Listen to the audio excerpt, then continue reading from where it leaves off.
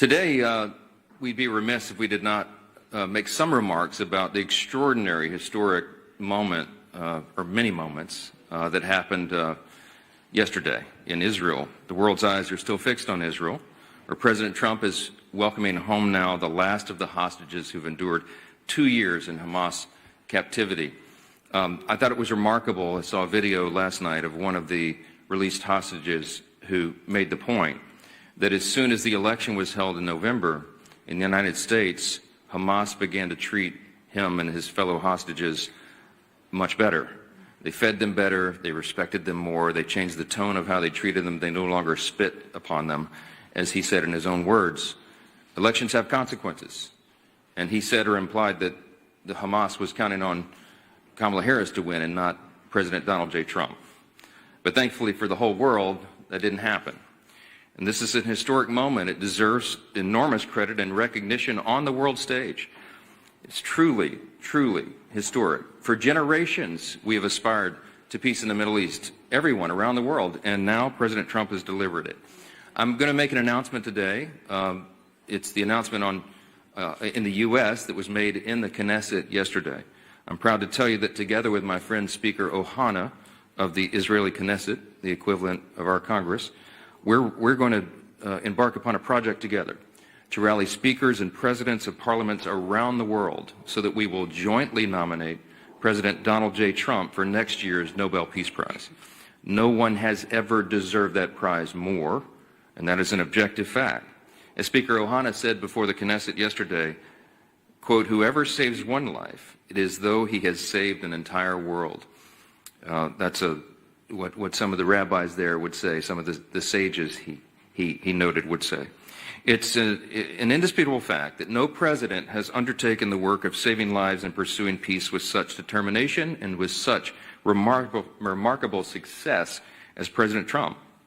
And under his leadership, we are witnessing the dawn of a new golden age, not just for America, but for the entire free world. The world is changed by these actions and strong leadership. American strength is good for free people around the world, as we say always, and peace through strength is maintained. There will be more to share on this in the weeks ahead, but today marks the start of this effort that we'll embark upon together, this joint parliamentary project, and I'm honored to do it alongside our ally and my counterpart in Israel in leading that effort. Welcome to day 14 of the Democrat government shutdown. It's 2 weeks of Democrats in Congress inflicting untold pain on the American people for nothing other than pure politics, as we've explained at this podium every day of the shutdown. Today, Senate Democrats will have their 8th chance to end this mess by passing our clean, nonpartisan continuing resolution, the government funding bill that would end all of this immediately. Over 3 weeks ago, the House passed that bill, and you all know the details of it. It is completely clean. There are no policy changes, no partisan riders, no gimmicks or tricks at all. All it does is keep the lights on at the current funding levels for a few extra weeks while we complete the normal appropriations process. Now compare that to the Democrats' counterproposal. They're demanding $1.5 trillion in new spending paid for by American taxpayers. And I want you to be specific. I want us to be specific. I want you to note what that counterproposal includes, because we've not yet gone into all the details of it, because it's large and very absurd.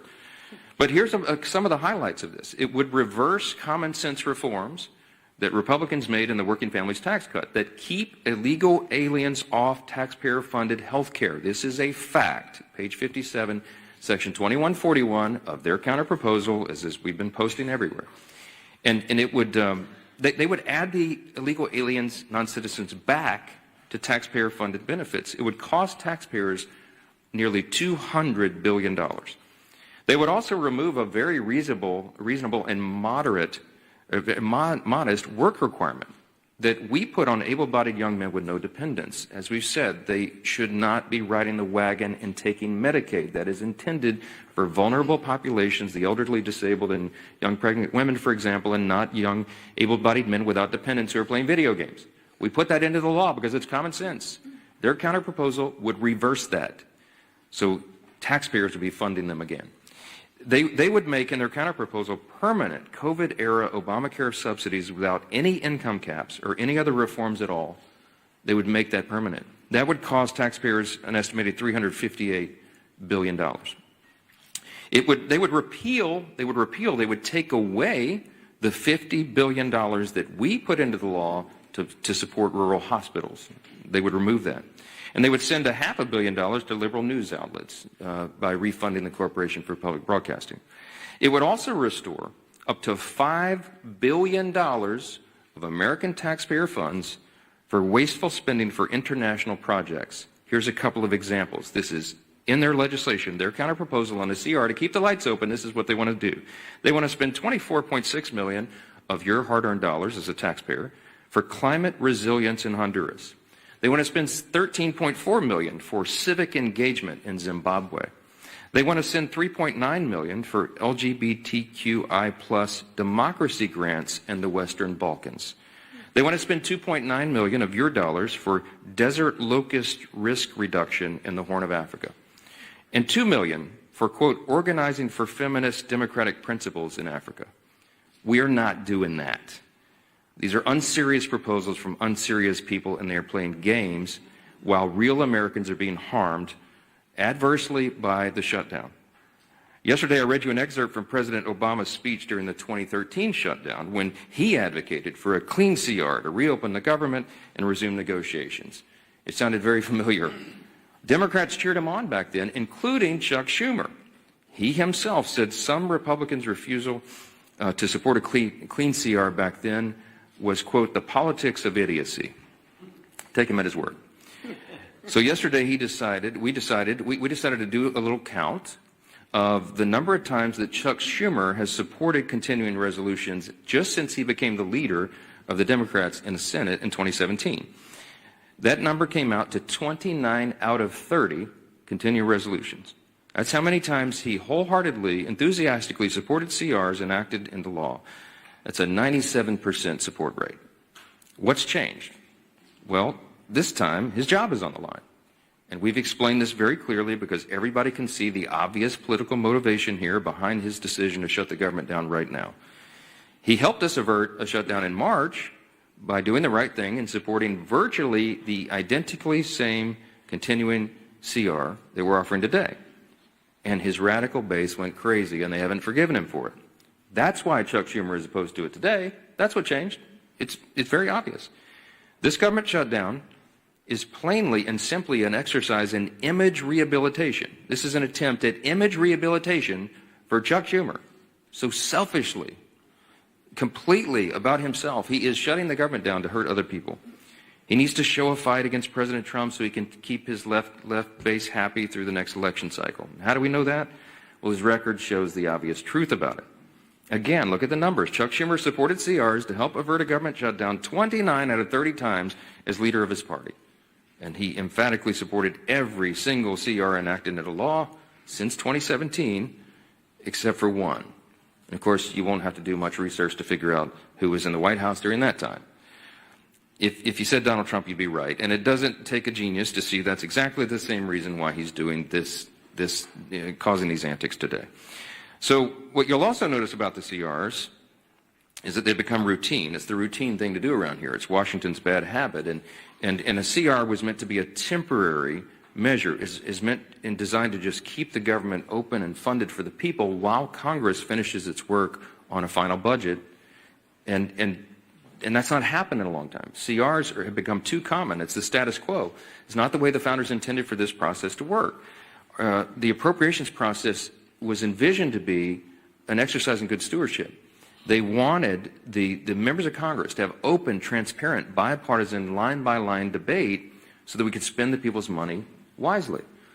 And that's precisely what Republicans are so eager to return to and what we have achieved. We are pushing that boulder uphill, as I've said, and for the first time since 2019, both chambers, House and Senate, have made real progress towards that stewardship goal. But we just need a little more time to finish it. That's the only thing the House-passed CR does. It's a clean, short-term, nonpartisan continuance of funding so that that process can work out. Now, you've all heard Chuck Schumer demand that Republicans have to come to the negotiating table. Well before, this is an important answer to some of the questions that I anticipate you'll ask later because it comes up in every press conference. Why won't you negotiate? Here's the point. We were already doing that. Before the Democrats recklessly shut down the government for their own political purposes, Republicans and Democrats were already engaged in responsible, open, bipartisan processes to find answers to these problems. And what Chuck Schumer means when he says that he wants us to negotiate is that he is demanding, and he said it publicly, I can't believe he says the quiet parts out loud sometimes, but he wants a backroom deal. He wants a backroom deal that the American people will never see. He literally has said, we need the top 4 leaders to go into a room and work this out. Why does Chuck Schumer say that? Because that's how he's operated for decades. He's been in Congress since 1980. I was 9 years old in the 3rd grade when Chuck Schumer got here, okay? He is the broken status quo. We are trying to break the status quo so government works better for the people. And Chuck Schumer is resistant to that because he can't even imagine the way the founders intended for this to work. He doesn't want this open, everybody involved, all members, bottom-up process. He wants 4 people to go in a back room and just make this deal and hoist it down upon everybody else. I'm not participating in that. Chuck Schumer doesn't like that. He doesn't like that we're trying to get Washington to work again because he doesn't know how to operate in that kind of system. And we're certainly not going to allow the American people to be taken hostage for his political gain. I'm going to hand it off first here to the indomitable Dr. Virginia Fox. She is the chairwoman of our House Rules Committee. We call her the Iron Lady of the House. I know she has a lot to say about Democrats' obstruction. She's going to lay out some of the indisputable facts of this government shutdown. Dr. Fox? Thank you, Mr. Speaker. Thanks for your continued work in calling attention to the facts. You remain consistent and concise in explaining to the American people that the Democrats have shut down the government. And thank you to the members of our leadership team and members of the entire conference who've been equally as vocal and engaged. I've listened to the arguments that Democrats have been making since they shut down the government, and I cannot help but shake my head in utter disgust every time. They continue to lie like a rug. They're trying desperately to change the conversation and deflect because they know they're in the wrong and they've dug themselves into a deep, deep hole. We've now entered day 14 of their government shutdown, and as the days go on, more Americans are feeling the pain. Make no mistake about it. This is real pain being inflicted upon real people. Today, 400,000 federal workers will receive partial paychecks. The Speaker called attention to this last week. This will be the last paycheck that these federal workers receive until Democrats grow a spine and reopen the federal government. Meanwhile, you have Chuck Schumer in the Senate who said in a recent interview, quote, "Every day gets better for us," end quote. His statement is as callous as it is tone deaf, and it reveals to everyone how the Democrats continue to use hardworking Americans as pawns in their own grotesque political game. I'll close with a quick observation. As the Speaker said previously, there's a real split screen here in Washington that the American people are watching. While Republicans are the ones who have voted and are continuing to vote to reopen the government, Democrats have treated their own shutdown as one big attention-getting activity. They've taken shutdown selfies, posted weird videos of themselves doing everything except working, and they even hosted a live stream that failed to gain any traction whatsoever. How embarrassing. These are not serious people. They continue to play a dangerous game with the livelihoods of Americans. And contrary to what Democrats believe, every day of this shutdown does not get any better for the American people. That's a stone-cold fact. Thank you, Mr. Speaker. Thank you. Well, thank you, Chair Fox. And as the Speaker talked about, a lot of people say, why have the Democrats continued this charade of shutting down the government and inflicting pain, real pain, on millions of families across America. And the Speaker laid it out real clear. Chuck Schumer filed an alternative bill weeks ago of his list of demands, literally a list of demands that he said have to be met before he releases the American people from this torrential pain he's inflicting. And it includes $1.5 trillion of new spending on far-left wish lists. Things like, yes, taxpayer-funded health care for illegals. It's in Chuck Schumer's bill. He guts rural hospitals, all as part of his demand to open up the government. It's not only not serious, it's also destructive. It's something that would actually hurt this country. And why? All so that he can show the radicals and the far left of his party that he's fighting Donald Trump. Everybody knows that's what this is about. Chuck Schumer is scared to death for his political future. He is way more concerned about his political job than he is about the jobs of millions of American families. And it's having a real impact on those families. Today, as has been pointed out, day 14 of the government shutdown that Chuck Schumer imposed on the country, and it is the day where checks would normally be starting to be processed for all of the government workers, many of whom will not get a paycheck because of Chuck Schumer's shutdown. You're already starting to see flight delays, families trying to go visit a relative, maybe go see one of their family members get married, go on a family vacation. They're not able to do that because of Chuck Schumer's shutdown. Our men and women in uniform at risk of losing their pay. And I will credit Donald Trump for a lot of things, but if you look, President Trump has not sat by and just waited for Chuck Schumer to get over his tantrum. President Trump has continued to do his job for the American people. And thank God, because the world is a safer place with President Trump at the helm. We saw that yesterday. What an historic day. And again, a real contrast to the temper tantrum that Chuck Schumer's having to appease the most radical elements of the far left base here in America. President Trump traveled to Israel, traveled to Egypt to sign historic peace accords, to oversee the release of hostages. Finally, all of the living hostages returned home to their loved ones after more than 2 years since the October 7th attack by Hamas. And one of the hostages, I think it's really important to hear this, because when you talk about real leadership, not just here in America, and the leadership that President Trump has provided to our country, but what that leadership means to the world, not only to our allies, but to the bad guys around the world. And yes, there are really bad people around the world. One of the former hostages who was released yesterday, Omar Shem Tov, credited President Trump with getting the hostages home. And he said, Hamas, quote, was very scared of Trump. They wanted Kamala to be elected.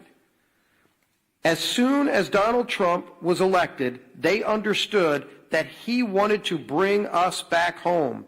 So immediately, the way they treated me changed. That was a direct quote from one of the hostages who was released yesterday.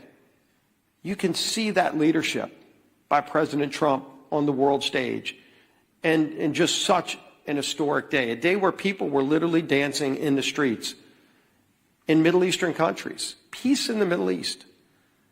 It used to be a platitude that for decades seemed to be a mirage in the desert, and yesterday it became a reality because Donald Trump said he was going to do something that nobody else thought could be done, but he knew it had to be done, and he made it happen and gave so much closure, important closure to those families, brought their loved ones back home, but told the bad guys that you're on alert.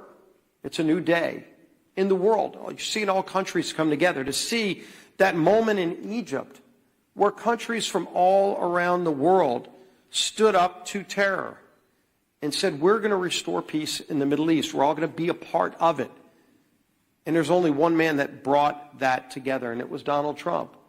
Even during a time where the contrast of Chuck Schumer throwing a temper tantrum here at home just to appease the most radical elements of his base, so that on the 18th, when they have the Hate America rally that everybody knows is coming, and that everybody knows Chuck Schumer needs to deliver a shutdown government to them to appease them.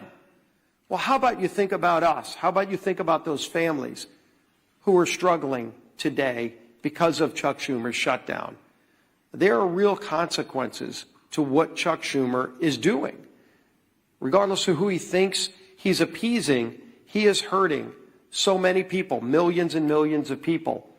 But President Trump is not going to be daunted. President Trump found a way over the weekend to pay our troops. While he was finding peace in the Middle East, President Trump also found a way to say, even while Chuck Schumer doesn't care about our men and women in uniform, Donald Trump does.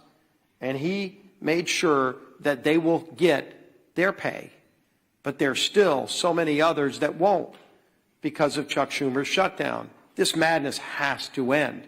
It is time for this shutdown to end. Chuck, don't wait for some mad march on the mall.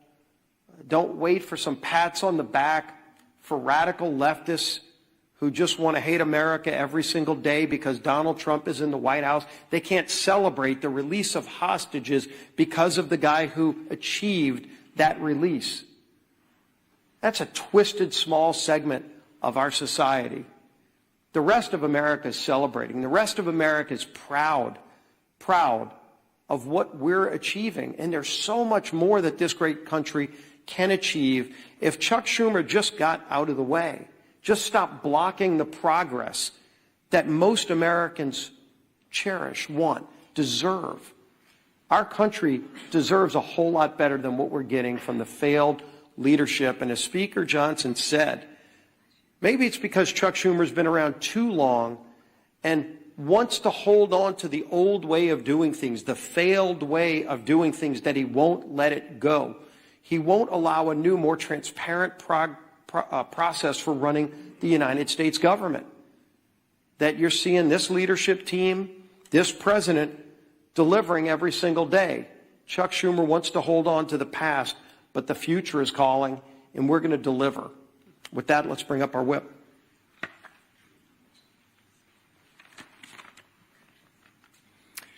As the Speaker noted, today should be a day of celebration. President Trump achieved a historic peace deal in the Middle East. The last living hostages held in captivity by Hamas have been returned with their families, reunited with their families. Yet, we're all here today marking day 14 of the Democrat shutdown.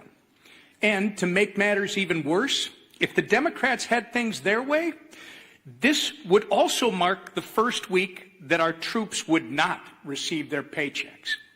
But thanks to the leadership of our Commander-in-Chief, President Trump, members of the military and their families will not be used as pawns in Chuck Schumer's shutdown game. Come tomorrow, our troops will get paid. But the consequences of the Democrat shutdown are real. And unfortunately, they're only just getting started. OMB has already been forced to lay off its first round of federal workers. It doesn't have to be this way. Chuck Schumer, if you open the government today, this would end. If the Democrat shutdown continues, though, more Americans won't see a paycheck at the end of this month. Benefits like SNAP will be put at risk. Airports will be flooded with flight cancellations and delays amid the busiest time to travel all year. And the list goes on and on. Why? Because Chuck Schumer and the Democrats would rather cater to the pro-terrorist wing of their party than to reopen our government. We've said it from this podium, it feels like 1,000,000 times, and we'll say it again. Republicans have done our job. We have a nonpartisan clean CR ready in the Senate to be sent to President Trump's desk immediately, tonight, if they will pass it. We only need 5 Senate Democrats to break ranks with Chuck Schumer, vote for the same CR that they supported just 6 months ago, and reopen the government for the people they were elected to serve. But they have refused to do so 7 times and counting. And each time that they do, hardworking Americans are forced to pay the price. Our message to Senate Democrats today is the same message we've been saying since September 19th. Stop the political games, pass our clean CR, and reopen the government today. With that, I turn it over to our conference chair, Lisa McClay. Thank you. Well, good morning, everybody. Thank you for being here. And like my leadership team behind me said, it is a glorious day. Think of what happened yesterday. Just imagine for one moment you are a family member of one of the 20 hostages that were released. I mean, think of how that had to make you feel. We all watched it on TV, right? Joy, exuberation. I mean, there were tears of joy. There was relief. There was peace. And that was done because of our president, Donald Trump, put politics aside and said, I am going to stand up for the people. And he brought peace in the Middle East. He talked about it, yes, but yesterday he did it. And actions speak louder than words. He said enough of the political games, and I'm actually going to do what's right. Now compare and contrast that to what's going on today. Chuck Schumer and the Democrats are putting politics over people. So instead of it being a joyous day that we celebrate, here we are in another government shutdown, 14 days in the making. And why? Just ask yourself why. It's clean, no gimmicks. It's absolutely clean. The speaker, the leader, the whip, we all said no gimmicks. Let's not use the American people as a pawn. Let's do what's right. Let's do something different and actually fund the government in the right way. What a concept. And Democrats, my goodness gracious, they absolutely do not want that to happen. Like the speaker said, Chuck Schumer wants all four leaders to get behind the scenes and make a deal. We're not going to do that. That's not how government is supposed to work. And I know I sound like a broken record, but the way to end this shutdown is really, really simple. Pass the bipartisan clean funding bill that the House approved weeks ago. The Republicans voted to keep the government open. Call your Democratic senators. They're voting to keep it shut, not us. So when you ask what negotiation, there's nothing to negotiate. We already passed. We said yes, right? Democrats won't do it. They'd rather please their radical base than put America first. Listen, I'm grateful to President Trump for finding a way to keep milk flowing to moms and babies through the WIC and paychecks going to our troops. Yes, I'm happy, but that's not going to last forever. Right? So there again, he's even putting people over politics. I mean, come on. But let's be clear. These emergency measures can't fully fix the Democrats' damage. He can try, but at some point in time, they're going to end. Sadly, as Americans suffer, Democrats, what do? They celebrate. As workers worry about their paycheck, Bernie Sanders worries about his leverage. As TSA agents and air traffic controllers show up without pay, Democrats brag they won't budge until planes fall out of the sky. Really? Really? Seriously. That's the Democrats' motto. I'm not budging till planes fall out of the sky. I'm going to teach you women, you women and children and everybody a lesson. Really? Really? As Chuck Schumer says, it's getting better every day. For who, Chuck? Better for who?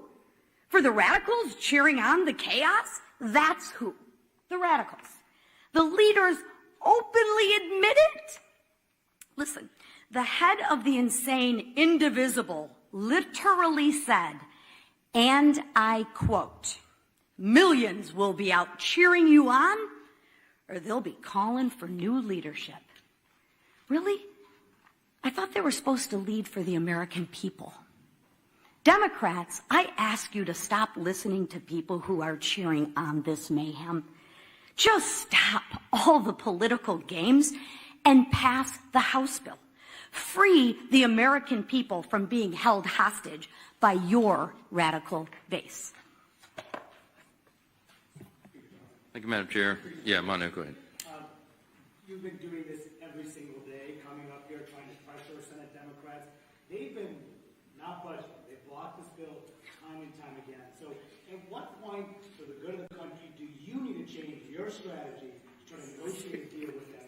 It's a great question. Manu asks, why don't I change my strategy? I don't have any strategy, Manu. I'm doing the right thing, the clearly obvious thing, the traditional thing. That's exactly what Chuck Schumer voted for in March of this year and gave impassioned speeches was the right and only thing. I don't have anything to negotiate. I'll say this again to everyone here. We did not load up the temporary funding bill with any Republican priorities or partisan priorities at all. I don't have anything that I can take off of that document to make it more palatable for them. So all I am able to do is come to this microphone every day, look right into the camera and plead with the American people, as Chairwoman McClain said, to call your Senate Democrats and ask them to do the right thing. We're not playing games. They're playing a game. We're not.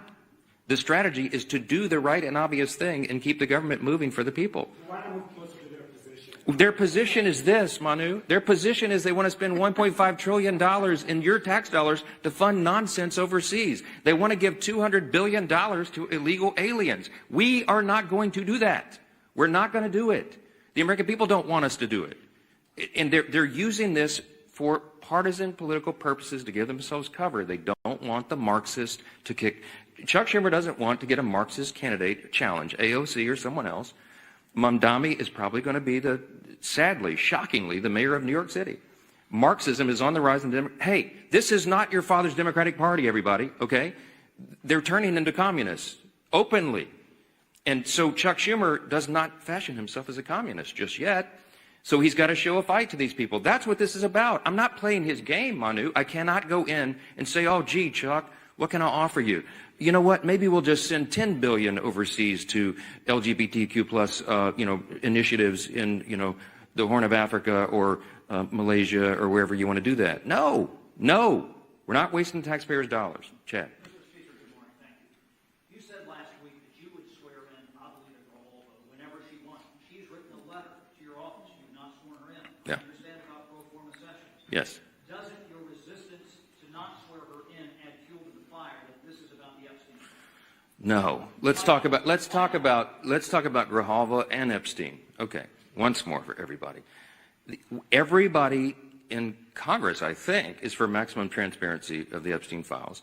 That is underway right now. Let me point out before I go further, all of the files were in the possession of the Biden-Harris Department of Justice for 4 years.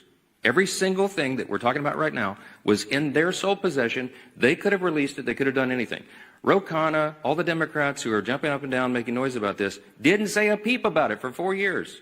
I don't know why, but this is another partisan manufactured thing.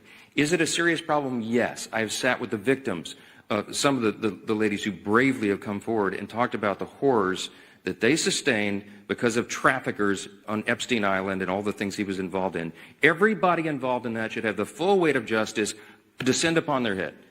And we're all for that. We want every single person who had anything to do with that to be exposed. But there's as many as 1,000 victims estimated. That's what the victims say. There may be 1,000 women who were made to suffer these unspeakable harms because of this. Many of them were underage at the time. They have not all chosen to come forward like some of these other brave women have for obvious reasons. And we have to make sure that when the files are released, their names are redacted so they don't suffer further harm. We have a duty and a responsibility. You can't just wave a wand and just open the floodgates. You have to make sure that the victims don't suffer additional harms. That's all we've said. Let's make sure it's done the right way. That's underway, by the way. The House Oversight Committee asked the Democrats and Republicans on that committee who are working on that vigorously. As I said, some of the biggest, bulldogs in Congress are on that committee, and they're all joined together in a bipartisan fashion, digging through and releasing documents. 34,000 documents so far, and more on the way. In fact, as I noted a couple of days ago, the attorneys for the House Oversight Committee during the shutdown are still doing work. They were in New York City combing through the Epstein estate files. By the way, that was never even mentioned or anticipated in the discharge petition, for those of you who are following all the details of this. So more is coming out. We're for all of it coming out as soon as possible. The only thing we want to make sure of is that the innocent victims are protected, and I think we have a responsibility to do that. With regard to Grijalva, our dear friend from Louisiana, Julia Letlow, won a special election back in 2021. It was in March, as I remember. Speaker Pelosi took 25 days to administer the oath of office to her. Now, no Democrats, jumped up and down and screamed about that, nor do I recall any Republicans, because everybody understood this is the process of the House. You do it as soon as you're able to do it. Ms. Grijalva won her election, and credit to her. She's going to fill her father's seat. I congratulate her. We're happy for her to serve. I'm going to be happy to administer the oath to her, as I am to every member who wins who is duly elected to this body. It's a great honor. But she won her election after the House was out of session. So we've not had a full session. She deserves to have all the pomp and circumstance that everybody else does. She deserves to have a full House of members and go down and do the speech and have her family and friends in the balcony. That hasn't been scheduled because we haven't had that session yet. As soon as Chuck Schumer opens the government, as soon as Mark Kelly and Senator Gallegos, the two senators from Arizona, Ms. Grijalva's state, will go and join with 3 others and open the government, we're happy. We'll have that as soon as we get back to business. But we have to get back to business. They have to open the government. I don't know how else I can answer that question. Yes, sir. Ahead of some of the planned protests activity this weekend, and in light of some of the images we've seen out of Chicago of federal agents shooting faith leaders with pepper balls and arresting journalists, where's the limit for you on what's acceptable conduct for federal law enforcement, and when is it incumbent on Congress to step up and demand oversight? To demand oversight on federal law enforcement? Well, I've not seen them cross the line yet, and that we have committees of jurisdiction who have that responsibility, but it's not risen to that level. What I've seen is the abuse of law enforcement by radical leftist activists. Most recently, the most threatening thing I've seen yet was the naked bicyclers in Portland who were protesting ICE down there. I mean, it's getting really ugly. They have attacked, physically assaulted officers. People have been arrested, okay? This is serious business. And ICE and the valiant, brave, patriotic Americans who step up to serve in these dangerous law enforcement positions deserve our respect and our support. And any elected member of this body should be vocally supporting law enforcement. You're supposed to be on the side of the good, not the crazy radicals. Look, I was a First Amendment lawyer. I understand. I was a religious liberty defense lawyer. I understand free speech. We vigorously protect the right to free speech, but you cannot assault law enforcement officers. And there is a line that has to be maintained. It's not risen to the level of Congress yet, but we're watching that closely. And the Republican Party stands for law enforcement. That's where we're going to be. Yes, sir. Yes, sir. What would you say to those who question the legality of the administration repurposing some of those funds to pay military members? Look, my understanding of this is they have every right to move the funds around, duly appropriated dollars from Congress to the Department of Defense. There were some R&D accounts that had not been spent, and that's my understanding is that's the money that's being used to pay the troops right now. If the Democrats want to go to court and challenge troops being paid, bring it, okay? I'm grateful for a commander-in-chief who understands the priorities of the country, the necessity of national defense, and the urgency that we all feel and have voted for 8 times. Republicans have voted in Congress 8 times now between House and Senate to fund the troops and pay federal workers in all these essential jobs and agencies because we understand the necessity of that. Meanwhile, the Democrats voted 8 times to block their paychecks. I'm grateful we have a president who is willing to step up and do the right thing. Thank you all so much.